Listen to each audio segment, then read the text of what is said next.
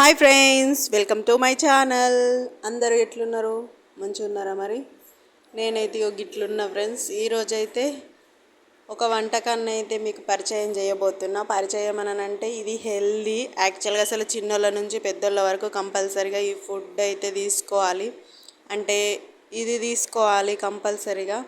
ఎందుకంటే దీంట్లో చాలా హెల్త్ బెనిఫిట్స్ ఉన్నాయి. మనమైతే దాన్ని యూసేజ్ చేయని అంటారు ఇప్పుడున్న వాళ్ళైతే. అందుకని చెప్పేసి నేను పదే పదే చెప్తాను, బయట ఫుడ్ అయితే అస్సలకే తీసుకోవద్దు. చిన్నోళ్ళు కానీ పెద్దోళ్ళు కానీ మనం కొంచెం టైం కేటాగిస్తే మనమే హెల్తీ ఫుడ్ అనేది ప్రిపేర్ అయితే చేస్తాము. అవేంటో కాదు, ఎండు చేపల పికిల్.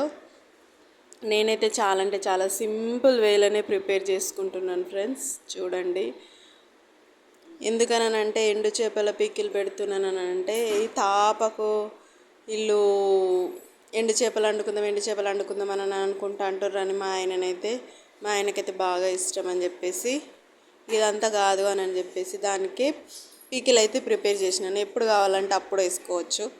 ఇది చాలా రోజులైతే నిలువ ఉంటుంది ఫ్రెండ్స్. ఆల్మోస్ట్ ఆల్ నేను అన్ని పికిల్స్ అయితే పెట్టేసినాను. అందుకని అప్పుడప్పుడు చెప్తాను, నేను బిజినెస్ చేసింది బెస్ట్ కావచ్చు అని. అల్లం పచ్చడి పెట్టిన, కాకరకాయ పచ్చడి పెట్టిన, టమాటా పచ్చడి పెట్టినాను, ఎగ్ పచ్చడి పెట్టిన, చికెన్ పచ్చడి పెట్టిన, ఇంకా రీసెంట్గానే ఇది ఒకటి ఎండు చేపల పచ్చడి కూడా పెట్టినాను. ఇది నా ఫ్రెండ్స్ నేను స్టడీ పీరియడ్లో ఉండగా వాళ్ళు తీసుకొస్తే నాకు ఆల్ టైమ్ ఫేవరెట్ ఇది అసలు. కాకపోతే చిన్న ఫిష్ అయితే ఇంకా మంచిగా ఉంటుంది. కాకపోతే ఇవి పెద్దయో.